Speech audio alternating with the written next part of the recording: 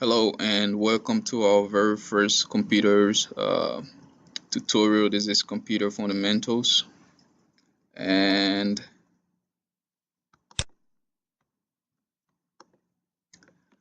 my name is Eddie Tia. This is the very first course, as I said earlier, and there are going to be at least maybe five courses, and you can recognize them by right under my name. You're going to find a number, and then you're going to see either 101 or 102, and that's how you can tell the difference. Um, so first, we're going to talk about the topics. What's this video about?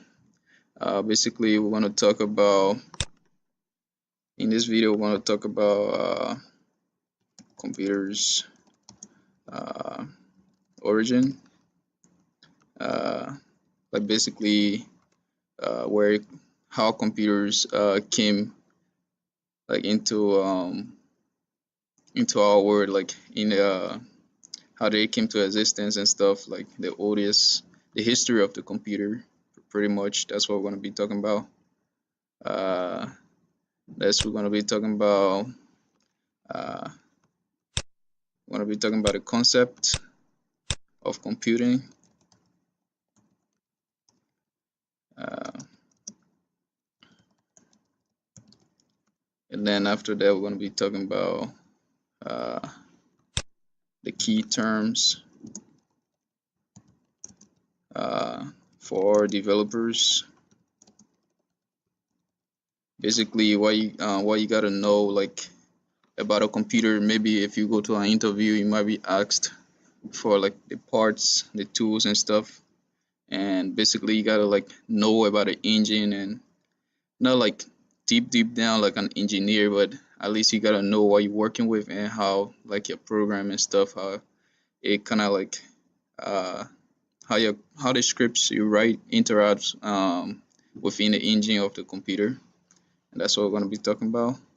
And finally, we're gonna be talking about how to think like a developer. And the last thing is gonna be where you can go uh, to learn on your own. Um, but basically, I started this channel because I want to help out. I've read a lot about computers and programming and stuff, and I've practiced it. I know multiple languages, and so that's why I started this channel. But if you want to go and learn on your own, you can go to these sites. I don't know. He's not here.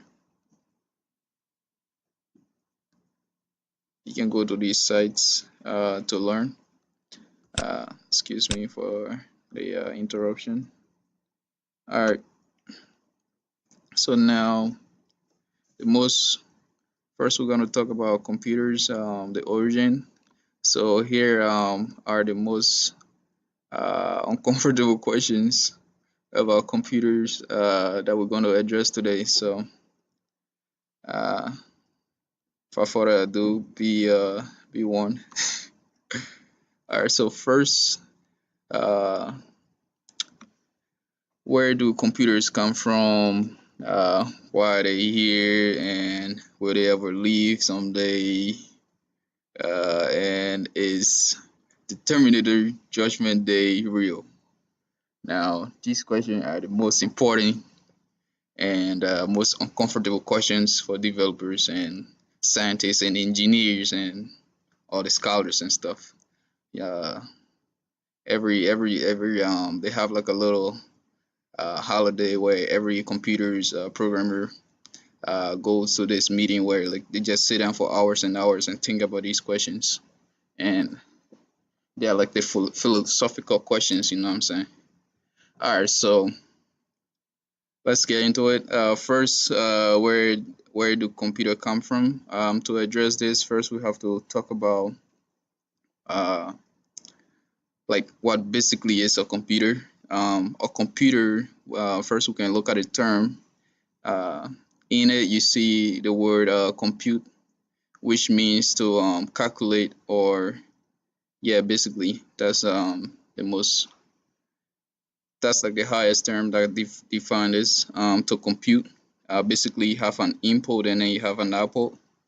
Uh, so the first computing tool basically was, who is this person? The first computing tool basically was an um abacus. I don't know how to pronounce this, but it's spelled as AB is abacus, and this was made. It was used during the 50 B. It was used all the way back in the 50 BC. And it was invented by this guy, this Scottish mathematician named John Napier. Uh, so basically, John Napier invented this tool, and it was all the way back in the 50 BC. And basically, what it was used for is, and people still use it up to now. Asians, like Chinese, other people still use it. It's used. It's a little like a wooden tool. Have like little circular woods, little cube like stuff that they move around to like calculate mathematical problems, and that's why it is. You can research it. So why are computers here? Basically, the person who invented that abacus stuff was looking for a way to make computing math easier and faster, and that's why computers are here. So we ourselves are computers. We are like extremely advanced computers, pretty much. Uh, we're like the highest of high tech computers for now. That might be like in the future, there might be like extremely nice stuff, and that's when terminal judgment. All right, we're gonna get back to that part. All right. So yeah, computers are here to make life easier. Basically, they are here to like store data, help us fulfill our dreams by like creating stuff and stuff like that, and doing basic tasks for us and stuff like that. So would they ever leave someday? That's what that question answer is nope. Computers are here to stay. Programming is here to stay, and it's a concept that is probably never going to go away. Um, so Terminator Judgment Day ever going to be real, or is it real? Basically, I think it is real. At some point, there might be a conflict between humans and AIs and advanced intelligence. Yeah, I feel like it's gonna be real, but some way we might find a way to control it. But it's actually it isn't that far away from now. If you look at stuff like Asimo, right? There are like a couple of extremely intelligent AIs being created nowadays. And yeah, some of the stuff that you use on the internet, they are like run by bots, and yeah, so pretty much there are intelligent AIs around, but they aren't at that stage yet to start. Actually, there are some AIs that think for themselves, but they aren't that intelligent yet to say, hey, this is not right. I want to like change humans and stuff like that. But I think it is real and it might happen, but we're gonna control it. There are self-driven cars and all that other stuff, and the only thing I worry about is we might get too lazy from like having all these things doing all these cool stuff for us. So yeah. So what's the next slide? The concept of computing. This is what we're going to be covering next. So uh, actually, let's finish this. That's so to compute. Basically, you need an input. I mean, you need an idea. You need an input, and then you need an output. Okay. So if you were Mark Zuckerberg, for example, your idea will be, your idea will be say, hmm, I want a website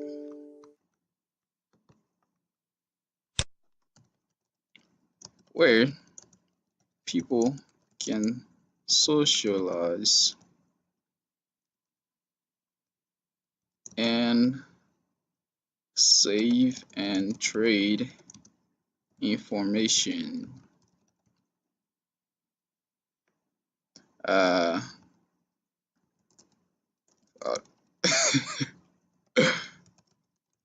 uh, this last part is not supposed to be there. All right, so yeah, basically, so the idea is, hey, we want to make a website, for example, that can allow people to socialize and save and trade information. The save and trade part is basically people registering, saving that like account information, and trading information is like trading pictures, sending text, and all that stuff. So that's basically the idea. Um, it goes deeper than this. But first you need the idea, and then you can specify it and all that stuff. So basically, first you brainstorm, you plan out, and all that other stuff. Now you have the idea. The input right now uh, is after you found a software that you're gonna use, or you've developed the software by yourself. The input is basically you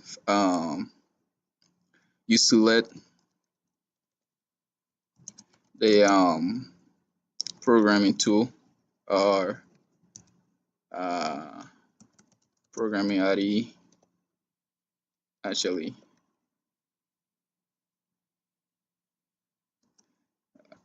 uh, I think I think it's API. Yeah, application programming interface. Uh, well, let's just forget that. You select your programming language, and then uh, the example for these are C Sharp, Java, HTML. I mean, actually, let's take this from Mark Zuckerberg's point of view. So for Mark Zuckerberg, what he's gonna do is he's gonna be like, which type of programming language can I use? And then you'd be like, oh yeah, look at that HTML. Oh, that's nice. CSS. Oh my God, that's amazing. Uh, let's say some of Bootstraps. Oh yeah, that's can come handy. That can be handy. And then something like jQuery. I don't know if I'm spelling this right. jQuery. Oh yes, that's also useful. So basically, you get a point. You pick the programming language, and then you pick the software. If there's none, you might have to create one. But that part is gonna be really hard. So yeah, unless you're like in a group or something. So yeah, but nowadays we got a lot of software that you can use to develop your applications. Then after getting that programming language, you program, you develop the stuff, and then in the end you publish. So the output is publishing. Or first, for developers, the first thing to do is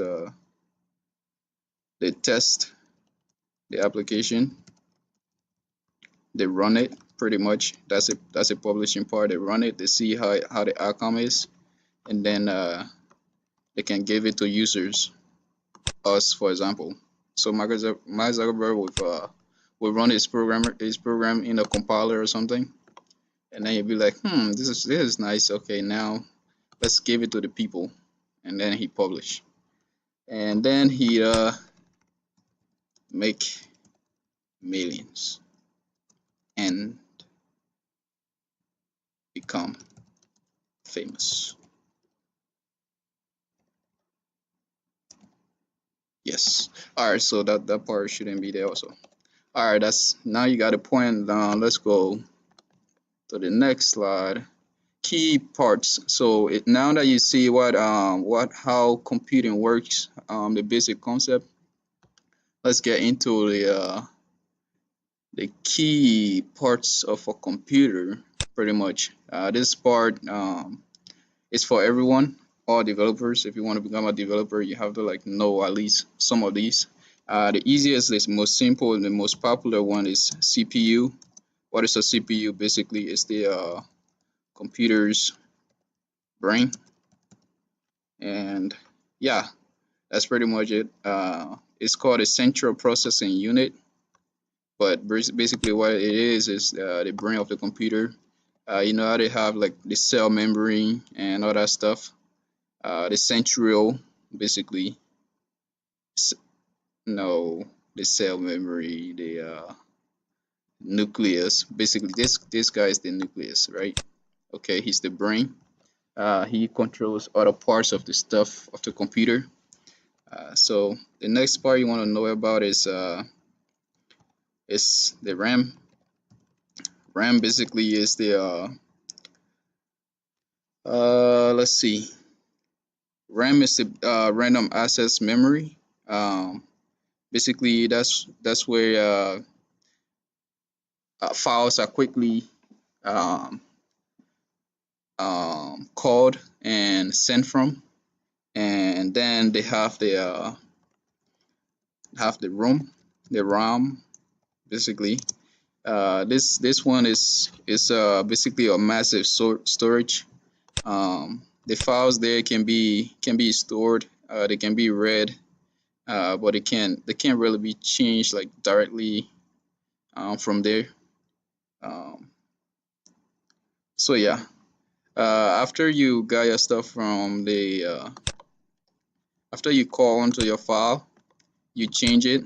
When you save it, that's when it can be sent to this part. Um, and stuff like if you were a software developer, they might ask you something like this: what's the IDE? Basically, the IDE basically I was mixing this up with the API earlier. Basically, it is the integrated development environment. Um, Stuff like if you use Unity, for example, Unity 3D, it's a game development software. And you want to make a game, your IDE basically would be Mono or Visual Studio, and that's that's the environment. And Unity itself, it might be like an IDE too because you develop within that environment. So basically, IDE is where you develop your applications. Then we go to stuff like primary memory. What's a primary memory? Basically, it holds data that that can be accessed quickly. Um, it's a memory similar to this and this. These are all memories, types of memories. The primary memory is the one where the one that is like upfront. Basically, if you go to a store, for example, they have like somebody at the counter that takes your information and reacts there and like say, hey, we need this, we need this. That's basically a primary memory. It takes your order and stores it and makes sure that you get it back.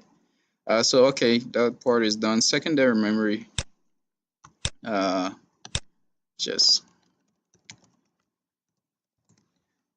this one is for storing data. Uh, yeah, it stores data. Basically it's in the it uses the hard disks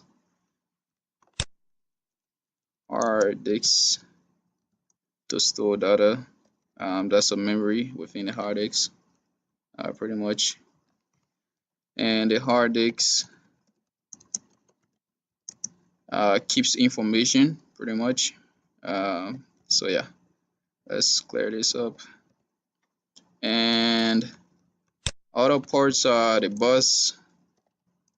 Basically, you have the CPU, and then the bus basically are like the veins within the body. The bus connects the system.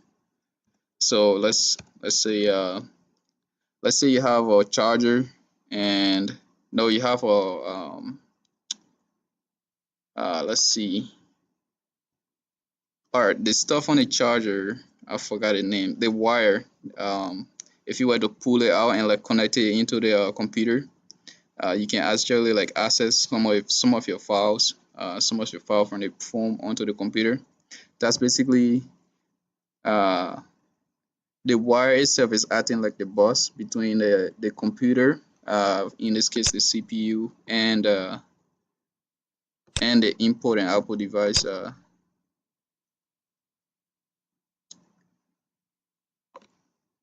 I'm not explaining this right. Alright, bus is basically what connects the input and output device to the CPU.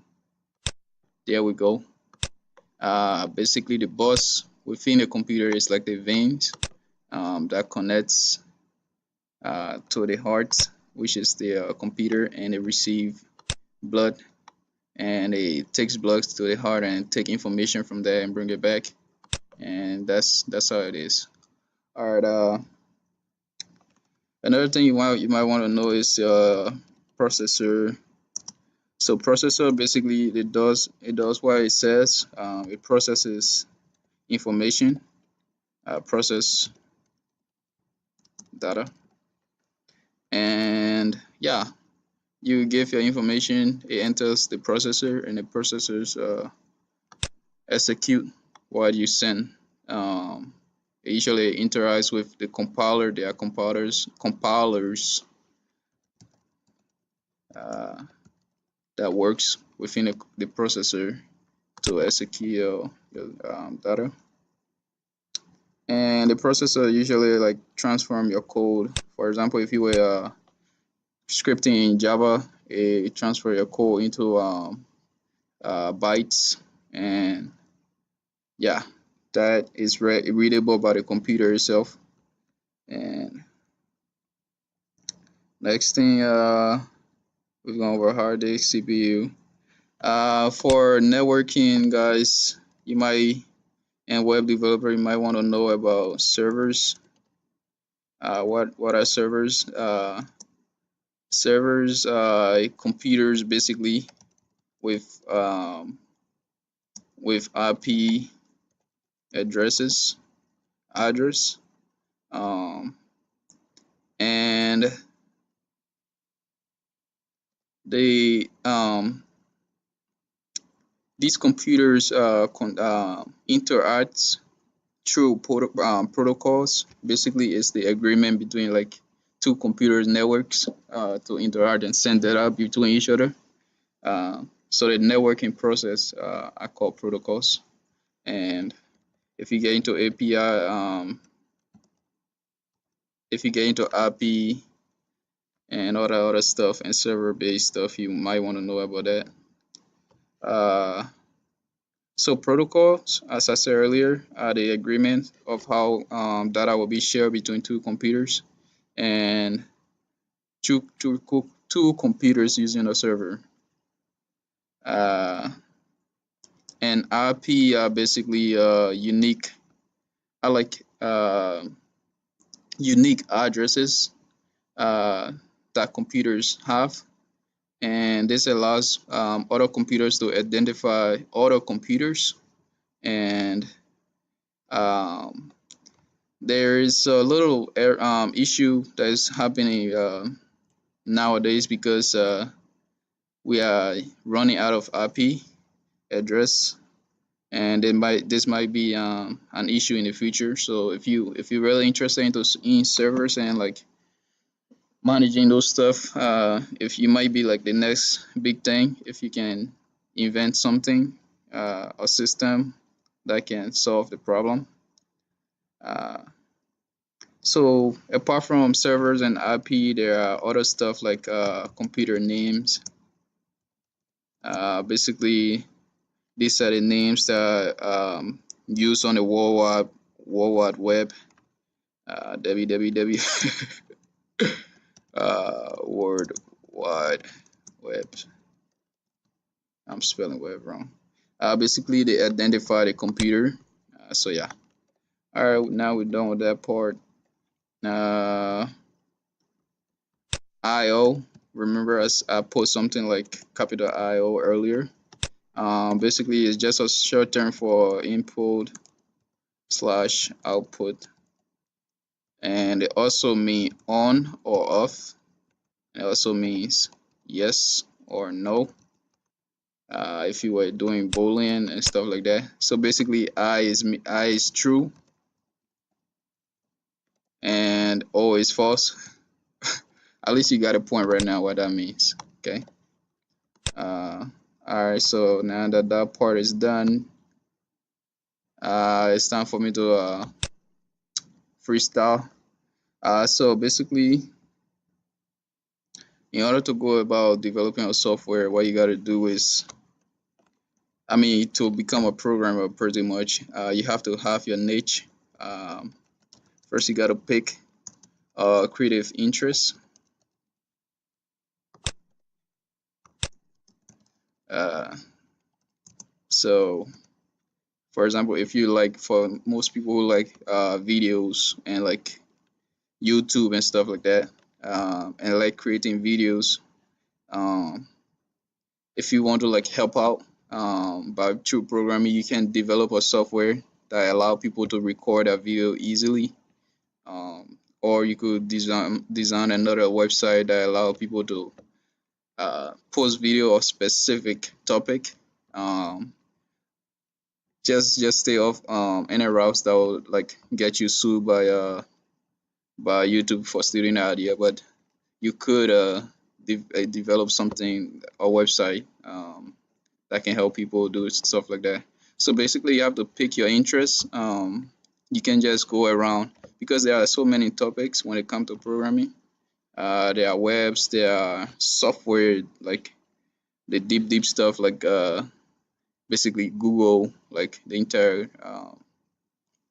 stuff that runs Google, and there are applications pretty much like webs application, game applications, and mobiles application, iOS, Android, Google Forms,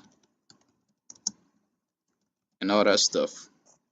Uh, so you pick your interest, you pick, uh, yeah, this is part of your interest.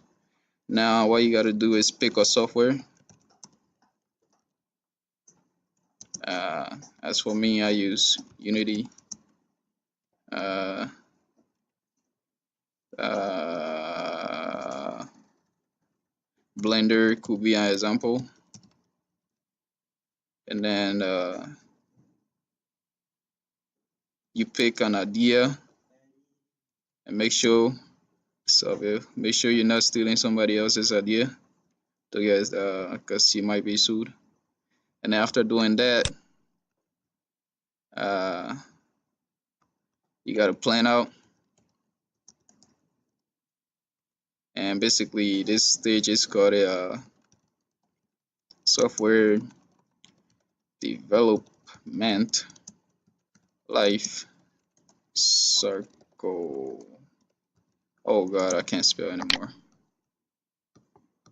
And yeah, that's the process.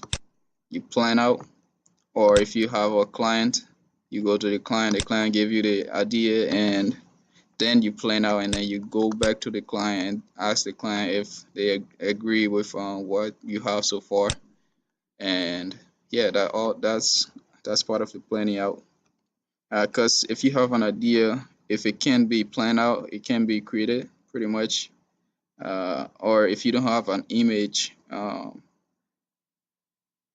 basically, if you have an idea that is off the chart, you might have to develop your own software to make that idea come true. But if, for example, most people want website for them for themselves. And some people want e-commerce website. Some people just want a portfolio website. That's the idea basically. And some people want their portfolio to look to have a specific layer. They want that picture to be somewhere like on the left, for example, or on the right, and they want to have like images and videos and information and stuff, and they want it to be placed in specific area. So you have to like plan out, have a blueprint before you can design it. Because if you end up designing something different from what your client want, you might have to like redo that. Then you pick your tool. We already went over that. Uh, for some people, it might be Dango. For I don't know. For a web developer, it might be Dango or uh, Visual Studio, and stuff like that. So you pick the tool, and you might like need people, so you can recruit people and stuff like that. And after that, you then build a prototype pretty fast. Uh, so you test the idea and see how it comes out by building a prototype. And after building the prototype, you make sure that that prototype is debugged, and then you might, after asking the client what they want, or after yourself reviewing it and getting feedbacks and stuff, uh, you might iterate. Basically, iterate is like make changes, big terms. People use algorithm and all that stuff. So that those are just big terms. And don't be intimidated by big terms. Just research it. Go on Google. That's the best university anyone can ever have. Uh, so after that, you ask for feedback. You debug your software or application or whatever you made, and then you publish. You release. And after releasing, your project isn't completed yet because people might have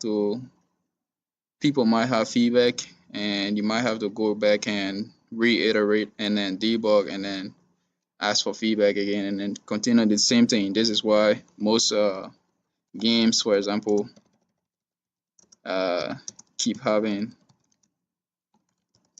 updates because the players don't like certain thing. Maybe a rogue stays in stealth for too long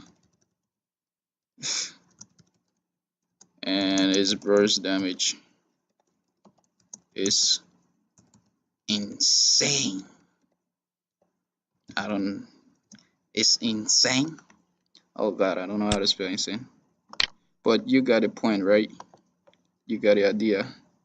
Uh, so yeah, this is why you need updates, and this is why the development circles. That's why I call it development circle, because it continues to go. It continues until like there's no end. It continues infinitely, and that's it. But now you should get a pretty. You should be pretty clear with programming and like how development works, and basically this is just a basic idea of computer fundamentals, and this is just a basic idea of programming and computers and how they work and stuff like that. And thanks for watching. I will see you guys when I release my second video, so watch out for that. Where you can go to learn, I almost forgot. You can go to places like, I delete this. You can go to places like code.org, Code Academy, uh, Tutorial Point. uh, Udemy free courses are there.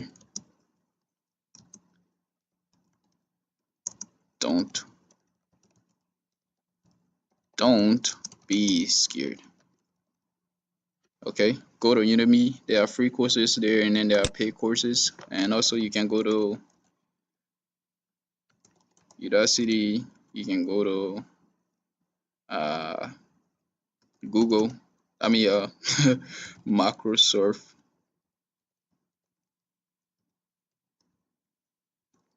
Oh God, Surf Virtual Academy. You can go to Coursera, and basically you can just go to Google and just type. Oh God, you can just go to Google and just type learn the program with your specific uh, language of interest.